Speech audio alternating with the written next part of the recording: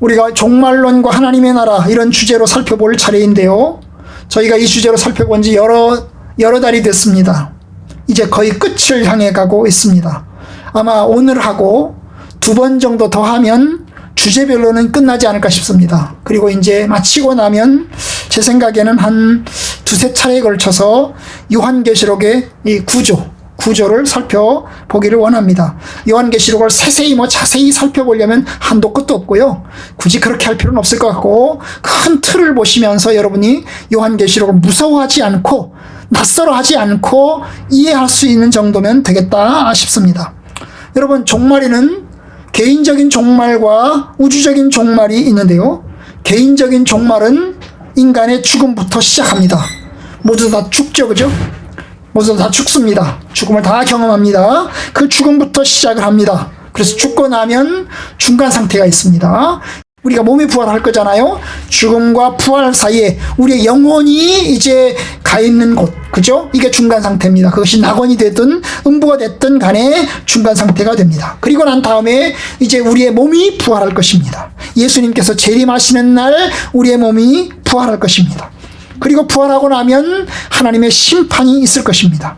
그리고 그 심판이 끝나고 나면 영생의 상태로 영원한 복락과 영원한 저주의 상태로 이제 이어지게 됩니다. 우주적인 종말은 예수님의 재림부터 시작합니다.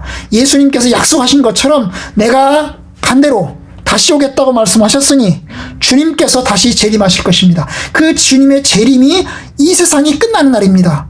우리 개인이 끝나는 날이 아니고 우리의 개인은 끝나지 않아요. 우리의 개인은 영원까지 이어집니다. 그러니까 이 세상, 하나님이 천지와 만물을 만드셨는데 이 천지와 만물을 만드신 이 세상이 끝나는 때가 바로 예수님의 재림입니다. 그 예수님의 재림이 이루어지게 되면 새 하늘과 새 땅, 새로운 시제죠. 신천신지라고 할 수 있는데 새로운 시절이 다가오게 될 것입니다. 바로 이 우주적인 종말, 예수님의 재림부터 시작해서 주님의 재림하심과 동시에 우리의 몸을 살리실 것이고, 그것이 믿는 자와 믿지 않는 자 모두 다 살리실 것이고, 그리고 나면 최후 심판이 있을 것이고, 그 최후 심판이 끝나고 나면 이제 하나님께서 신자들은 이제 새하늘과 새 땅에서의 삶을 경험하게 하실 것입니다. 어쨌든 개인적인 종말과 우주적인 종말은 예수님의 재림부터 겹쳐지기 시작을 합니다. 죽음 이후에 그리스도의 재림까지 중간 상태로 있다가, 그리고 예수님의 재림과 함께 이제 개인적으로 우리의 몸이 살아나고 살아있는 사람들은 변화되어서 그리고 마지막 심판을 당하고 그리고 이제 영생의 상태로 들어가게 되는 것입니다. 이것이 이제 하나님의 나라의 완성이 되겠습니다. 오늘은 이제 예수님께서 우리의 몸을 살리신 다음 이루어질 최후 심판에 관한 내용을 보고자 합니다. 최후의 심판에 관한 내용을 보고자 할 텐데요. 이 최후에 관한 심판은 이제 제가 육하원칙, 언제, 어디서, 무엇을, 어떻게, 왜, 이런 구조죠. 이런 구조를 통해서 제가 몇 가지, 한 6가지 차원에서 말씀을 잠깐 드리려고 합니다. 성경에서는 예수님의 그 최후의 심판, 마지막 날에 이루어질 최후의 심판을 여기저기서 이야기를 합니다. 오늘 우리가 읽은 말씀 3군데 다 최후의 심판과 관련된 이야기를 지금 하고 있는 구절이 되겠습니다. 오늘 말씀 보겠습니다. 제가 읽어봅니다. 인자가 자기 영광으로 모든 천사와 함께 올 때에, 이 예수님의 재림이죠, 그죠? 예수님이 인자죠. 그 인자 되신 예수님께서 천사들과 함께 영광으로 이 땅에 오실 때에 자기 영광의 보좌에 앉으리니, 하나님의 보좌, 능력의 보좌, 영광의 보좌에 앉으리니 모든 민족을 그 앞에 모으고, 모든 민족입니다. 믿지 않는 자와 믿는 자 모두 다입니다. 모두 다 모으고 각각 구분하기를, 목자가 양과 염소를 구분하는 것 같이 하여 양은 그 오른편에 염소는 왼편에 두리라. 그리고 이제 심판한 내용은 그 다음에 구절에 있으니까 여러분이 개인적으로 읽어보시면 좋을 것 같습니다. 그리고 두 번째 구절, 이제 고린도후서 5장 10절을 우리가 읽었는데요. 10절에 이렇게 되어 있습니다. 이는 우리가 다 반드시 그리스도의 심판대 앞에 나타나게 돼요. 그리스도의 심판대입니다. 심판의 자리죠. 심판의 자리. 그리스도의 심판의 자리에 나타나게 되어서 각각 선악간에, 이 선과 악, 이게 다 이게 신자와 불신자 모두 다입니다. 그 몸으로 행한 것을 따라 받으려 함이라. 자, 세 번째, 요한계시록 22장 마지막 구절, 세 번째 구절을 읽고 있는데요. 보라, 내가 속히 오리니. 예수님의 재림의 약속을 하시죠. 내가 속히 오겠다. 내가 줄 상이 내게 있어. 각 사람에게 그가 행한 대로 갚아주리라. 여기 상이라고 그랬지만 엄밀하게 말하면 삭시입니다. 삭. 헬라어로는 삭시입니다. 이 삭이라고 하는 건 보상이죠. 보상. 여러분, 일한 만큼 보상하는 거예요. 일하지 않은 사람에게는 안 주는 거고 일한 사람에게는 주는 겁니다. 바로 그걸 얘기하는 거예요. 삭시 있어. 각 사람에게 그가 행한 대로 행한 만큼 갚아줄 것이다. 여러분, 제가 세 구절 읽었지만 세 구절 말고도 여기저기에서 예수님의 재림과 그 재림과 함께 이루어질 최후의 심판에 관한 이야기를 하고 있습니다. 로마서 14장 10절, 우리가 다 하나님의 심판대 앞에 서리라. 하나님의 심판대 앞에 서게 된다는 거예요. 그래서 주님의 약속이 우리에게 이루어질 때가 반드시 옵니다. 그러면 이제 하나부터 봅시다. 왜? 최후의 심판이 필요할까?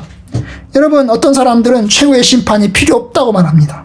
왜냐하면 이미 죽는 순간 천국과 지옥이 결정되어 있고, 그러면 믿는 자들은 천국으로 가고 믿지 않는 자는 지옥으로 갈 것인데 굳이 최후 심판을 또 하냐? 끝나지 않았냐? 이미 심판하지 않았냐? 그래서 지옥과 천국으로 심판 딱 해서 딱 집어넣지 않았냐? 라고 이야기합니다. 그런데 여러분, 심판이 필요합니다. 왜 그럴까요? 그 당시에 예수님이 재림하실 때, 몸의 부활을 이루실 때 아직 살아있는 사람들, 그죠? 살아있는 사람들 아직 심판을 받은 게 아니잖아요. 살아있는 사람들은 천국과 지옥이 결정돼서 딱 나눠진 게 아니잖아요. 그러니까 살아있는 사람들을 위한 심판이 필요합니다. 그뿐이 아닙니다. 여러분, 모든 사람에게 필요합니다. 왜냐하면 영육간에 이제 우리가 부활하여서 영원한 축복과 영원한 형벌에 처할 텐데 그 형벌의 정도, 축복의 정도가 다 달라질 것입니다. 여러분, 모든 사람이, 예수 그리스도를 믿는 모든 사람이 천국으로 갑니다. 그런데 천국으로 들어가긴 들어가지만 저 천국에서의 등급, 그레이드는 달라지는 겁니다. 여러분, 모든 사람이 지옥으로 갑니다. 그런데 모든 사람이 지옥에서의 가서의 등급은 달라지게 될 것입니다. 그러지 않겠어요? 여러분, 윤석열이가 대통령이 됐습니다. 그를 도왔던 사람들이 청와대로 들어갑니다. 그런데 등급은 달라지잖아요. 어떤 사람은 가장 가까운 자리에서 그를 섬길 것이고 어떤 사람들은 좀 더 먼 자리에 섬길 것이고, 그러지 않겠어요? 그거 똑같은 것입니다. 그래서 그 형벌의 정도, 그리고 상급의 정도가 달라질 것이기 때문에 그 추정, 아마도 그러기 때문에 최후의 심판은 반드시 필요할 것입니다. 게다가 심판의 목적은 하나님의 영광과 주권을 나타내는 것이고, 특별히 그리스도의 영광과 그리스도의 주권을 나타내는 것입니다. 여러분, 그리스도께서 십자가에 죽으시고 부활하시고 하늘로 올라가셨습니다. 그러나 많은 사람들은 그리스도께서 얼마나 영광스러운 분인지, 얼마나 존귀하신 분인지 아직 잘 모릅니다. 그냥 사람들은 예수 그리스도, 그거 2000년 전에 살다가 간 사람, 그 정도로만 생각을 합니다. 여러분, 하나님의 주권과 공의가 나타나고 특별히 그리스도의 영광과 주권이 나타나는 것이 중요한 것입니다. 그래서 최후 심판을 통해서 그리스도의 능력이 세상에서 멸시받았고 조롱받았고, 그리고 성도 힘들었던 그 그리스도의 능력이 나타날 것이고, 동시에 그리스도와 함께 영광의 보좌에서 앉게 될 성도들의 명예와 성도들의 존귀함이 드높아질 것이기 때문에 최후의 심판은 반드시 필요합니다. 그렇기 때문에 성경에서는 최후의 심판이 반드시 있을 것으로 이야기를 합니다. 그러면 누가 최후 심판의 심판장, 재판장이 될까요? 누가 과연 최후 심판의 심판 자리에 앉아서 심판하실까요? 요한계시록은 크고 흰 보좌와 그 위에 앉으신 이가 바로 심판하신다고 요한계시록 20장 11절과 12절에서 이야기합니다. 크고 흰 보좌와 그 위에 앉으신 분, 바로 하나님이십니다. 하나님께서 심판주이십니다. 그런데요, 여러분, 그 하나님만이 하시는 게 아닙니다. 오늘 우리가 읽은 말씀 고린도후서 5장 10절에 보면 우리가 다 그리스도의 심판대 앞에 나타나게 된다고 얘기했어요. 그리스도의 심판대. 그리고 마태복음 25장에 보면 인자가 자기 영광으로 올 때에 영광의 보좌에 앉아서 양과 염소를 구분하게 된다고 얘기했어요. 그러면 누가 심판하십니까? 심판주는 누구예요? 바로 예수 그리스도이십니다. 예수님이 심판주가 되십니다. 하나님과 함께 그리스도가 심판주가 되십니다. 그런데 요한복음 5장에 보면 아버지께서 아무도 심판하지 않으시고 심판을 다 아들에게 맡기셨다고 이야기합니다. 다시 말하면 하나님이 심판하시는데 하나님이 직접 심판하시는 게 아니고 하나님이 예수 그리스도를 통해서 심판하신다는 겁니다. 그러니까 그리스도께서 최후의 심판자, 재판장이 되십니다. 그는 성육신 하셨고, 그는 십자가에 죽으셨고, 다시 부활하셨고, 지금 하나님 보좌 우편에 앉아 계신데 그 보좌의 우편에 앉아 계신 그분께서 오셔서 심판하십니다. 바로 사도신경 한 부분, 저리로서 산자와 죽은 자를 심판하러 오시리라. 누가? 바로 그리스도께서 하나님 보좌 우편에 앉아 계시다가 바로 저리로서는 말은 그곳으로부터예요. 그 자리로부터 산자와 죽은 자를 심판하기 위해서 다시 오신다는 거예요. 누가? 그리스도께서 왜 온다는 거예요? 심판하러 오신다는 것입니다. 그런데 여러분, 주님께서 심판하실 때 그의 천사들과 성도들도 심판의 한 부분을 담당하실 것입니다. 여러분, 사실 최후 심판이라는 것은 성도들에게는 걱정할 것이 아무것도 없습니다. 저와 여러분들에겐 최후 심판 그러면 하나도 걱정할 것이 아무것도 없습니다. 오히려 기대할 것만 있고 축복받을 것만 있고, 그렇기 때문에 기대가 됩니다. 내가 얼마만큼 어떤 등급을 받을 것인가, 내가 구원받을 것인데, 예수 그리스도의 능력을 통해서 받을 것인데, 내가 이 세상에서 산 것 하나님 아시죠? 내가 부족합니다. 그런데 내가 어느 정도 하나님께서 은혜와 축복을 허락해 주시겠습니까? 기대가 되는 거죠. 그죠? 기대가 되는 것입니다. 그와 같은 것이에요. 바로 그런 면에서 여러분, 성도들은 심판받는 위치보다 그리스도와 함께 심판하는 위치에 설 가능성이 큽니다. 고린도후서 6장 2절, 우리가 천사를 판단할 것을 알지 못하느냐. 여러분, 심지어 성도들이 얼마나 존귀한 자냐. 성도들은 천사들도 판단한다는 거예요. 여러분, 지금 우리가 몸을 가지고 있는 이 동안에는 천사보다는 우리가 낮은 위치에 있습니다. 그죠? 낮은 위치에 있어. 우리는 육신을 가지고 있고 이 땅에서 고난과 어려움을 당하고 있습니다. 그러나 마지막 때가 되면 우리는 천사보다 높은 자리에 서서 천사들도 오히려 판단하게 될 것입니다. 왜요? 천사는 하나님의 종이고 저와 여러분들은 하나님의 자녀입니다. 자녀가 높습니까? 종이 높습니까? 당연히 자녀가 높죠. 그렇죠. 우리는 하나님의 자녀이기 때문에 그의 종된 천사들을 주관하고 판단하게 될 것입니다. 나를 쫓는 너희도 12보좌에 앉아 이스라엘 12지파를 심판하리라. 이게 12제자에게 하신 말씀인데요. 여러분, 주님께서 12제자들에게 너희들도 12보좌에 앉아서 12지파를 심판하게 될 것이다 라고 이야기합니다. 여러분, 그만큼 성도들은 영광의 상태에서 함께 심판의 한 부분을 담당하게 될 것입니다. 마치 한 사람이 대통령이 되면 그 대통령과 함께 수고했던 이들이 함께 청와대에 들어가는 것과 마찬가지입니다. 그렇다면 심판받을 자는 누구일까요? 누가 심판을 받을까요? 여러분, 무엇보다 마귀들이 심판을 받을 것입니다. 특별히 귀신들이 심판을 받을 것입니다. 자기 지위를 지키지 않고 자기 처소를 떠난 천사들은, 여러분, 자기 지위를 지키지 않고 자기 자리를 떠난 천사들, 누구죠? 바로 귀신들이죠. 마귀 졸개들입니다. 마귀들과 마귀의 졸개들입니다. 여러분, 그들은 원래 하나님을 섬기도록 창조되었습니다. 하나님과 섬기도록 한 부분을 창조받았어요. 그런데 하나님을 섬기도록 창조받은 이 천사들의 일부가 하나님께 쿠데타를 일으켜서, 반란을 일으켜서 하나님을 대적하고 결국 하늘 보좌에서 떨어졌습니다. 바로 그들이 마귀와 귀신들입니다. 바로 이 마귀와 귀신들을 마지막 날 심판하시는 것입니다. 그런데 여러분, 마귀와 귀신들만 심판하는 게 아니에요. 바로 우리 인간들도 심판하게 됩니다. 모든 인간이 심판을 받을 것입니다. 고린도후서 5장 10절, 우리가 다 반드시 그리스도의 심판대 앞에 나타난다. 우리가 다, 여기 다라는 말은, 우리가 다라는 말은 신자들도 포함합니다. 불신자는 물론 하거니와 신자들도 포함합니다. 그러니까 신자들도 심판을 받아요. 최후의 심판을 받긴 받아요. 그렇지만 신자들은 심판을 두려워할 필요가 없습니다. 왜냐하면 신자들은 그리스도 안에서 정죄함이 없기 때문입니다. 모든 신자들은 오히려 심판의 날을 바랍니다. 왜냐하면 우리는 영광과 기쁨 가운데서 우리를 데려가실 것이기 때문입니다. 그래서 요한계시록은 말합니다. 두려워하지 마라. 두려워하지 마라. 오히려 우리에게 축복의 날이고 우리의 소망의 날이 심판의 날이 될 것이기 때문입니다. 여러분, 신자들뿐 아니라 세상을 살아가는 모든 인간은 예외 없이 심판을 받을 것입니다. 특별히 타락한 천사들과 악인들에게는 엄청난 고통과 괴로움의 날이 될 것입니다.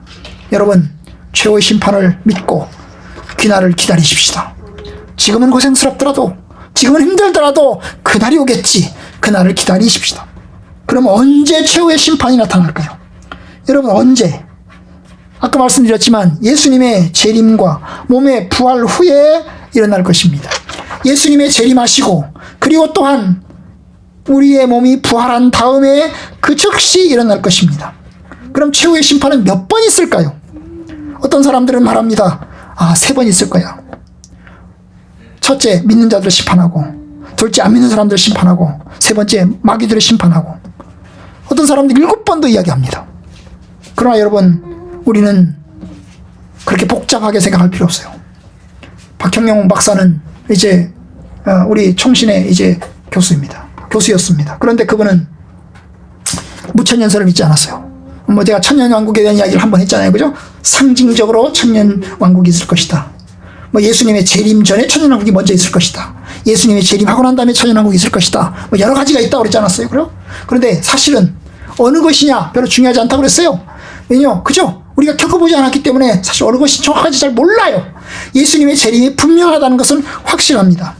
그런데 박형용 박사님도 그 얘기를 했어요. 본인은 역사적 전천년설 입장이긴 하지만 최후의 심판과 관련해서 그는 단 한 번 있을 것이다 라고 이야기를 했어요. 복잡하게 하지 않을 것이라고 이야기를 했어요. 맞아요. 한 번 있을 것으로 보면 되겠습니다. 그럼 어느 최후의 심판을 얼마큼 길게 할까요? 얼마큼 길게, 심판의 기간은 얼마큼 길을까요? 여러분, 세상에서의 심판을 보십시오. 세상에서 한 사람이 이제 감옥에 들어갑니다. 그러면 재판을 받습니다. 그리고 재판이 끝납니다. 그러면 이제 확정 판결을 받습니다. 확정 판결을 받고 형의 집행을 이루게 됩니다. 그런데 형을 확정받을 때까지 우리나라는 길면 5년도 걸리고요.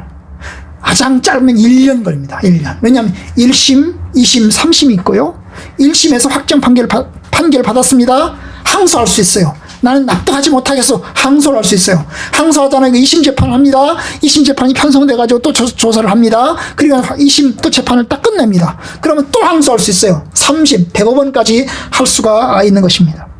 여러분, 그러니까 그 기간 동안 변론의 기간도 길고 그리고 항소도 하고 그래서 확정까지 꽤 오래 갑니다. 그런데 여러분, 하나님의 심판의 날은 그렇게 오래 가지는 않을 것입니다. 긴 기간은 아닐 것입니다. 아주 빠르게 진행이 될 것입니다. 하루에 혹은 이틀에 일주일에 그건 명확하게 이야기할 수는 없지만 그리 길지 않을 것입니다. 왜냐하면 하나님의 심판은 명확할 것이고 그리고 모든 기록은 명확할 것이기 때문에 그렇게 오래 변론하고 이게 논하고 그렇게 할 필요가 없습니다. 아주 짧게 빠르게 이루어질 것입니다. 여호와 증인들은 심판을 1000년 동안 한다고 이야기를 합니다만은 그렇게까지 하지 않습니다. 하루아침에 끝날 수도 있습니다. 그러면 무엇을 심판하실까요? 고린도후서 5장 10절 오늘 말씀, 각각 선악간에 그 몸을 따라 행한 대로 받으려 함이라. 여러분, 그 몸으로 행한 것을 심판하십니다. 그 몸으로 행한 것, 우리의 행동이겠죠. 그런데 행동만이 아닙니다. 몸으로 행한 것 뒤에는 마음이 들어있어요. 왜냐하면 우리의 마음의 작용이 행동으로 나타나기 때문입니다. 그래서 몸으로 행한 것, 그 다음에 뒤에 마음, 그 마음의 생각뿐만 아니라 동기까지 하나님께서 다 심판하십니다. 여러분, 세상 심판은 몸으로 행한 것만 심판합니다. 그 몸으로 행한 것 뒤에 생각은 심판하지 않습니다. 그죠? 그 사람의 동기, 별로 심판하지 않습니다. 그 몸으로 행한 것, 사람을 죽였냐 안 죽였냐만 심판합니다. 왜 죽였느냐까지 심판하지 않습니다. 그걸 따지긴 하죠. 왜 죽였느냐를 따지긴 하죠. 그러나 왜 죽였느냐까지 따져가면서 뭐예요? 형량을 집어넣지는 않습니다. 그런데 여러분, 하나님의 심판은 우리의 생각과 우리의 동기까지 모두 다 심판하십니다. 심지어 우리의 말도 심판하십니다. 사람이 무슨 무익한 말을 하든지 심판날에 이에 대하여 심판을 받으리라 하였습니다. 여러분, 무슨 말을 하든지 그것이 무익한 말이든지 유익한 말이든지 우리의 말까지 다 심판하신다는 거예요. 그러니까 사람의 행동, 사람의 말, 마음의 생각, 생각의 동기까지 모두 다 심판하십니다. 거기에 숨겨질 것은 아무것도 없습니다. 하나님 앞에서 숨겨질 것, 나타나지 않을 것은 아무것도 없습니다. 하나님은 모든 것을 다 드러내시고 모든 것을 심판하십니다. 이것이 하나님의 심판입니다. 우리의 신자들은 어떨까요?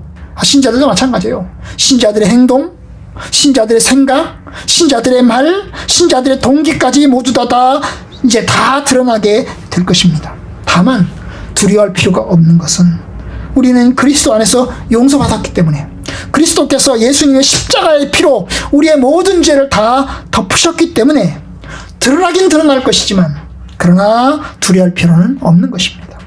심판의 기준은 무엇일까요?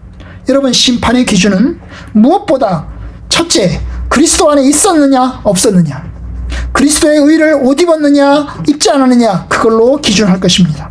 여러분, 우리는 모두 다 죄인입니다. 하나님 앞에 설 자가 완벽하게 설 자 아무도 없습니다. 우리는 모두 다 하나님의 심판을 받아 마땅합니다.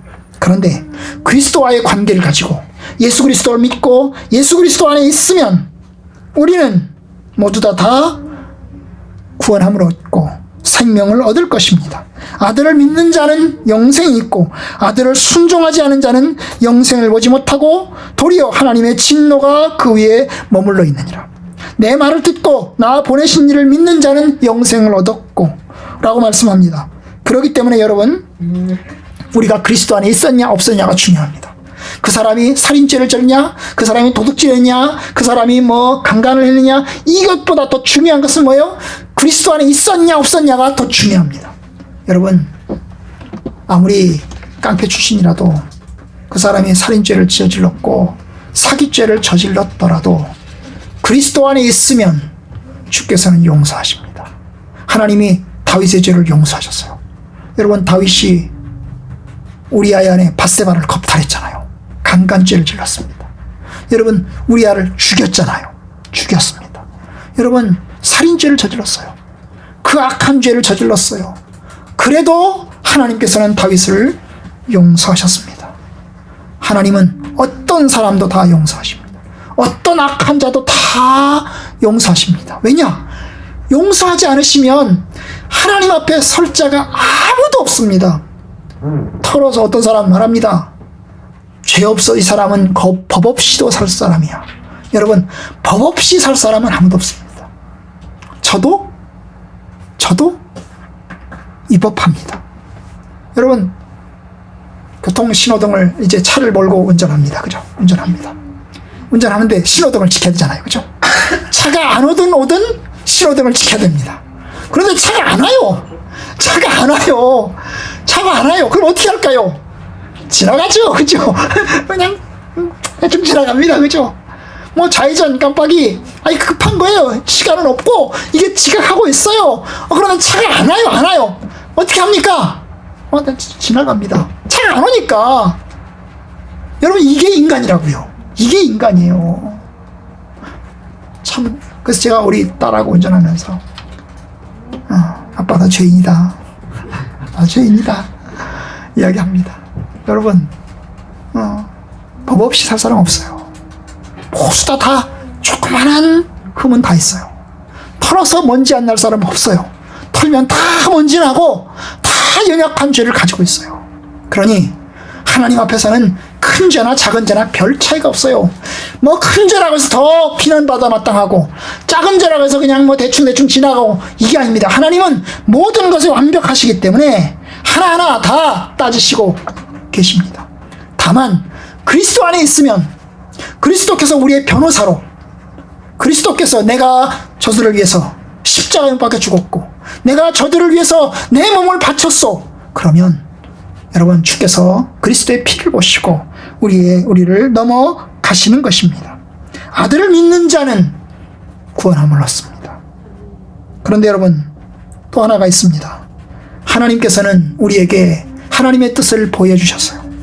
어떤 사람에게는 많이 보여주셨고 어떤 사람에게는 적게 보여주셨어요. 하나님의 뜻을 많이 보여준 사람에게는 보다 더 철저하게 심판할 것이고 하나님의 뜻을 적게 보여준 사람에게는 적게 심판할 것입니다. 여러분 하나님의 뜻은 조선시대 사는 사람과 지금 현재 살고 우리하고는 다른 거예요. 여러분 조선시대 살고 있는 사람에게 하나님의 말씀이 들려졌나요? 조선시대 살았던 사람에게 그리스도가 전해졌나요? 조선시대 살았던 사람에게 뭡니까? 성경의 계시가 다 들려졌나요? 그렇잖아요. 여러분 구약에 예수님이 오시기 전에 이스라엘 시대에 살았던 사람들을 보십시오. 이스라엘 시대에 살았던 사람들에게는 그들이 알았던 것은 구약만 알았습니다. 구약만 알았습니다. 그럼 그들은 신약을 몰랐어요. 구약만 알았습니다. 그러면 또 예수님이 오시기 전에 살았던 사람들 중에서 이스라엘이 아닌 이방 사람들을 보십시오. 이방 사람들은 여러분 구약 성경도 전해지지 않았어요. 니누에 사람들에게 요나가 가서 하나님 말씀을 전했지만 그 니누에 사람들에게 전한 거고 니누에가 아닌 다른 사람들에겐 하나님의 말씀이 전해지지 않았어요. 그러면 이게 다 등급이 다 있는 거예요. 하나님의 계시가 하나님의 말씀이 들려진 그 수준이 다 다른 것입니다. 그렇잖아요. 그러면 어떻게 하실까요? 여러분 그 들려진 그 기준 안에서 하나님이 심판하실 것입니다. 구약만을 가졌던 사람에게는 구약의 빛 속에서 하나님의 뜻을 알아야 됩니다. 여러분 다윗은 예수 그리스도를 알았습니다. 아브라함도 예수 그리스도를 알았어요. 그러나 예수 그리스도를 보고 알은 게 아니고 예수 그리스도의 말씀을 직접 들어서 아는 게 아니고 구약의 빛 가운데서 아주 희미하게 여러분 하나님의 뜻을 알았고 그리스도를 보게 되었던 것입니다. 그것이 계시의 점진성이라고 합니다. 하나님께서 하나님의 계시를 처음부터 완벽하게 철저하게 다 보여주지 않았어요. 사실 지금도 저와 여러분들도 하나님의 계시를 다 알지 못해요. 왜 코로나가 발생하고 있는지, 왜 코로나가 3년 동안 계속되고 있는지 우리는 그 이유를 잘 알지 못해요. 저는 참 이런 생각을 할 때가 있어요. 우리 요즘 이제 우리 시찰의 목사님들도 코로나에 걸려요. 지난 주간에 저희 시찰에 이제 모임을 가졌는데요. 시찰의 모임을 갔다 보니까 여기저기서 코로나 걸린 거예요. 목사님이 걸리면 사모님 걸리고 사모님 걸리면 애들 다 걸리는 거예요. 뭐 다 도는 거예요. 다 도는 거예요. 성도들도 그렇잖아요. 우리 성도들도 그렇잖아요. 한 사람이 걸리면 다음 사람이 걸리고 다음 사람이 걸리고 다 돌리잖아요. 그래서 제가 제 집사람한테 그런 얘기를 했어요. 야, 목사님들은 안 걸리면 참 좋을 텐데. 그러면 목사님이 안 걸린다 그러면 야, 목사님은 하나님의 종이니까 하나님이 시켜주셔서 안 걸리지. 아니 왜 목사님들도 걸리냐. 그러면 성도들도 걸리고 목사님들도 걸리고 또 예수 믿는 사람들도 예수 안 믿는 사람도 걸리고 예수 믿는 사람 딱 안 걸리고 예수 안 믿는 사람은 딱 걸리면 얼마나 좋아요. 그죠? 그러면 하나님이 시켜주는 사람들이니까 하나님이 시켜주는 사람들이니까 코로나에 딱 안 걸리고 하나님 안 믿는 사람들은 그냥 딱 걸려버리고 이러면 얼마나 좋아요.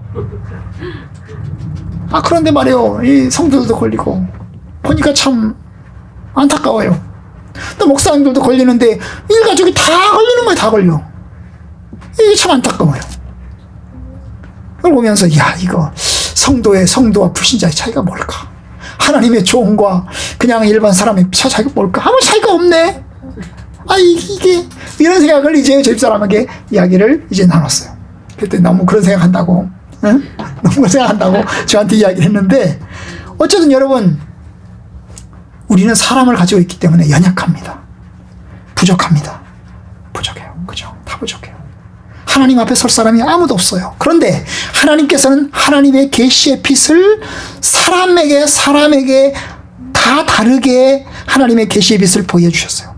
지금도 북한에 있는 사람들은 하나님의 복음을 듣지 못해요. 하나님 복음을 듣지 못한 사람은 듣지 못하기 때문에 몰라요. 모르니까 믿지를 못해요. 이런 거잖아요. 그죠? 그러면 여러분 그 계시를 받은 정도에 따라서 하나님이 심판하세요. 그런데 여기서 중요한 건 뭐냐면 나는 안 받았어요. 나는 하나도 못 받았어요. 그렇게 말할 자는 아무도 없다는 것입니다. 여러분 모두 다 받았어요. 그것이 자연계시라고 해요. 모두 다 받았어요. 그 만드신 만물에 그의 영원하신 능력과 그의 신성이 만드신 만물에 분명히 보여 알게 되나니 저희가 핑계하지 못할 것이다. 로마서 1장 18절에서 21절이에요. 하나님이 이 세상을 창조하셨어요. 그 창조하심이 하나님의 능력과 하나님의 신성이 그 만드신 만물 속에 있어요. 모든 사람은 그건 다 알게 돼요. 제가 가끔 이야기하잖아요. 여러분 제가 차를 몰고 가다가 옆에 폐타이어가 떨어져 있어요. 폐타이어 떨어져 있어요. 딱 지나가면서 보는 거예요. 아니 저 폐타이어 누가 버렸지? 하는 말이 그 말이죠, 그죠? 누가 버렸지? 우리는 생각하기를 폐타이어 그거 하나님이 창조하실 때부터 영원부터 창조해서 거기다 갖다 놨어 이렇게 말할 사람 아무도 없어요, 그죠? 폐타이어 그러면 저기 누가 버리고 갔네, 안 치웠네 그거잖아요, 그죠? 안 치웠네요. 여러분 하나님이 만드신 만물은 하나님이 창조하신 능력과 그의 신성은 그 만물 속에 다 들어있어요. 여러분 그러니 자연계시를 안 받은 사람이 없어요. 특별계시를 안 받은 사람은 있지만 자연계시를 안 받은 사람은 한 사람도 없어요. 아무도 나는 못 받았습니다 핑계하지 못합니다. 모든 이들은 다 받았어요. 그러니까 자연계시만 받은 사람은 자연계시의 빛 속에서 하나님이 심판하십니다. 그것을 양심의 심판이라고 할 수도 있고 자연계시 심판이라고 할 수도 있습니다. 그런데 구약만을 받은 사람은 구약의 빛 속에서 심판을 받습니다. 모세와 선지자들에게 듣지 않으면 비록 죽은 자가 살아난 자가 있을지라도 권함을 받지 아니하리라. 누가복음 16장에 이제 아브라함이 그 음부에서 고통당하는 부자에게 한 이야기죠, 그죠? 저 나사로를 살려서 우리 집에 가서 우리 형제들에게 복음을 전해줬으면 좋겠다라고 말할 때 아니다, 너 모세와 선지자에게 있으니, 모세와 선지자가 있으니 구약이죠, 그죠? 그들에게 들을지어다. 그들에게 들으면 된다. 여러분 구약의 말씀을 받은 사람은 구약의 빛 속에서 들으면 돼요. 신구약의 말씀을 다 들은 사람은 신구약의 말씀의 빛 속에서 들으면 돼요. 많이 받은 사람에게 많이 요구할 것이고 엄격하게 요구할 것이고 적게 받은 사람은 적게 받은 대로 하나님께서 심판하실 것입니다. 그러니까 구약을 받았든 신약을 받았든 아니면 일반 계시를 받았든 모두가 다 받았습니다. 그 받은 빛 가운데서 하나님이 심판하게 될 것입니다. 여러분 그뿐만이 아닙니다. 그런데요 여러분 받긴 받았는데 어떻게 반응했느냐, 그 받은 계시에 어떻게 반응했느냐, 어떻게 충성하였느냐가 중요합니다. 알고도 행치 않은 자는 많이 맞을 것이요 알지 못하고 행한 자는 적게 받으리라. 몰라서 못한 사람은 적게, 알고도 안 한 사람은 많이 받겠다고 이야기를 했어요. 성도들의 축복도 마찬가지죠. 하나님의 은혜를 많이 받은 사람은, 그래서 열심히 섬기고 주를 섬긴 사람에겐 하나님께서 큰 은혜와 축복을 베푸실 것이고, 그런데 받았는데도 불구하고 안 쓰고 그 다음에 제대로 안 쓴 사람에겐 하나님께서 어떻게 하세요? 하나님께서 혼내시는 거죠. 혼내시는 겁니다. 여러분 고린도전서 3장에 보면 3장 10절 이하에 보면 이제 집에 대한 이야기를 합니다. 그리스도의 터 위에 사람들이 집을 지을 텐데 금이나 은이나 보석이나 나무나 풀이나 짚으로 그리스도 위에 터 위에 집을 지을 것입니다. 그런데 각 사람의 공적이 그 지은 집에 나타나게 될 것입니다. 불로 시험하게 되면 공적이 나타날 텐데 어떻게 해요? 여러분 불로 시험하게 되면 금이나 은이나 보석으로 지은 집은 타지 않을 것이지만 나무나 풀이나 짚으로 지은 집은 다 없어버리고 집을 지은 사람, 그리고 거기다가 나무나 풀이나 짚으로 금으로 보석으로 지은 사람은 다 누구예요? 신자들입니다. 불신자들이 아니에요. 여러분 신자들은 금이나 은이나 보석으로 집을 짓고 불신자들은 나무나 풀이나 짚으로 집을 짓고 이게 아니고 모두 다 그리스도를 믿고 그리스도 안에 있는 사람들은 전부 다 집을 짓는데 어떻게 집을 지냐? 어떤 사람은 나무로 집을 짓고 풀로 집을 짓는다는 거예요. 어떤 사람은 그리스도 안에 있는데 금으로 짓고 보석으로 집을 짓는다는 거예요. 그런데 하나님이 불로 심판하실 텐데 불로 심판하시면 나무로 지은 집은 다 타버린다는 거예요. 그럼 뭐가 남아요? 아무것도 없죠. 타버렸으니 아무것도 없죠. 죄밖에 안 남겠죠. 그런데 이 죄밖에 안 남은 사람은 어떻게 될 거냐는 거예요. 그럼 죄밖에 그리스도 안에서 예수 그리스도 안에서 집을 지어요. 그런데 나무로 집을 지었으니까 다 타버려서 없어요. 어떻게 될까요? 여러분, 구원받아요. 구원받긴 구원받아요. 구원받긴 구원받는데요. 어떻게 구원받죠? 마치 빨거숭이처럼 다 타버리고 아무것도 없는 것처럼 겨우 몸뚱이만 구원받아요. 그래도 구원받으니까 감사하죠. 한편으로는 구원받으니까 감사하긴 감사해요. 그죠? 하나님의 은혜죠. 하나님의 은혜입니다. 내가 자격이 없는데 참으로 차이는 예수 믿은 거 차이밖에 하나가 없잖아요. 여러분, 신자와 불신자의 차이가 뭐예요? 아무것도 없잖아요. 여러분, 신자와 불신자를 딱 비교해 놓고 보면 별 차이가 아무것도 없어요. 종이 한 장 차이예요. 종이 한 장 차이. 종이 한 장 차이라고. 예수 믿는 사람과 예수 안 믿는 사람의 차이는 종이 한 장 차이예요. 그 사람도 나도 똑같아요. 똑같아. 그런데 여러분, 그리스도 안에 있고 없고의 차이는 엄청나게 큰 거예요. 왜냐? 구원받고 구원 안 받으니까. 그런데 그리스도 안에 있긴 있는데, 모두 다 그리스도 안에 있긴 있는데, 여러분, 어떤 사람은 나무로 집을 짓고 어떤 사람은 풀로 집을 짓고 어떤 사람은 좀 더 튼튼한 금이나 은이나 보석으로 집을 짓고, 그러면 보석으로 집을 지은 사람은 남을 것이고 풀로 집을 지은 사람은 다 타서 없어질 것입니다. 그런데 여러분, 바로 그런 면에서 구원의 등급이 구원받긴 받는데 하나님께서 주시는 축복의 등급은 조금 다를 것이다, 그 말입니다. 여러분, 우리는 그리스도 안에서 구원받았어요. 그런데 좀 더 이른 시기에 예수를 믿고 그리스도를 위해서 복음 전하기 위해서 힘쓴 사람들은 하나님이 더 큰 은혜를 주시지 않겠어요? 복음을 위해서 십자가를 지고 복음을 위해서 희생하고 헌신하였는데 하나님께서 큰 은혜 주시지 않겠어요? 세상에서도 축복하시고 또 천국에서도 영광의 보좌를 주시지 않겠어요? 세상에서 축복을 혹시 못 받았다면 하늘나라에서 더 큰 은혜와 축복을 주시지 않겠습니까? 여러분, 바로 그래요. 그런 면에서 우리는 모두 다 우리의 몸을 따라 행한 것을 받습니다. 구원받긴 구원받는데 어떤 사람은 부끄러운 구원을 받을 거고, 그걸 목사님들은 개털구원이라고 얘기하더만요. 개털 모자 많이 해가지고 얘기하더만요. 부끄러운 구원을 받을 것이요. 그래도 구원은 받긴 받아요. 그러나 어떤 사람은 좀 더 그리스도 안에서 영광스럽게 축복된 구원을 받을 것입니다. 물론 우리는 하나님 안에서 자랑할 게 아무도 없어요.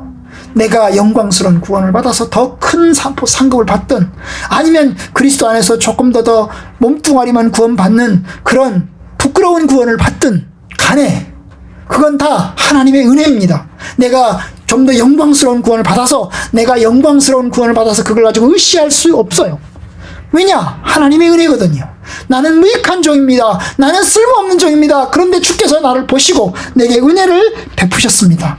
우리는 그렇게 고백할 것밖에 없습니다. 그러면 심판의 결과는 뭘까요? 최후의 심판의 결과는 영원한 형벌과 영원한 구원의 축복, 두 가지로 분명하게 나눠집니다. 우리가 이것은 다음번과 그 다음번에 걸쳐서 살펴보고자 합니다. 이제 말씀을 정리하겠습니다. 여러분, 그리스도께서 오시는 날, 그리스도께서 오실 때 우리는 이제 몸의 부활과 함께 최후의 심판을 받을 것입니다. 하나님께서 하나님의 뜻을 그리스도를 통해서 온전하게 다 이루시고 그리스도의 영광과 존귀를 나타내시고 특별히 성도들의 영광과 존귀를 드러내실 것입니다. 여러분, 우리는 이제 우리 성도들에게는 그날이 축복의 날이고 영광의 날입니다. 우리는 그리스도 안에서 받은 계시에 기초하여서 심판을 받을 텐데 우리가 받은 은혜, 우리가 받은 복음의 능력을 가지고 열심히 최선을 다해서 주님을 섬겨야 됩니다. 여러분, 이것이 의미하는 바가 뭘까요? 역사는 끝이 있다는 거예요. 역사는 돌고 도는 윤회가 아니라 목적을 향해서 분명히 나아가는 역사라고 하는 것입니다. 심판의 날은 성도들에게 승리의 날이고 축복의 날이고 은혜의 날입니다. 그러니 우리가 마지막 최후 심판을 바라보면서 소망을 가지고 주님께 나아갑시다.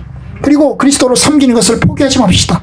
그리고 최후의 날까지 신실하게 주님을 섬깁시다. 하나님의 은혜와 축복이 저와 여러분들 가운데 넘치기를 간절히 축원합니다. 아멘. 기도하겠습니다. 살아계신 하나님 아버지, 참으로 주님, 우리가 그리스도 안에서 우리가 받은 은혜, 이제 살아있는 동안 참으로 최선을 다하여 그리스도를 섬기게 하옵소서. 어떤 이들은 가난과 공공 속에서 또 핍박 가운데서 그리스도를 섬깁니다. 참으로 그 섬김이 힘들고 어렵습니다. 그러나 주님, 주께서 하나하나 다 기억하심으로 주님이 갚으실 줄로 믿습니다. 어떤 이들은 평안함 가운데서 주님을 섬깁니다. 아버지의 그 평안함 가운데서 받은 대로 성실하게 섬깁니다. 주님, 그것도 주께서 기억하시고 받으실 줄로 믿습니다. 아버지 하나님, 주여 우리 성도들을 축복하셔서 참으로 힘들든지 또 좋든지 하나님 최선을 다해서 주님을 섬기고 주님을 영화롭게 할 수 있도록 인도하여 주옵소서. 예수님 이름으로 기도합니다. 아멘.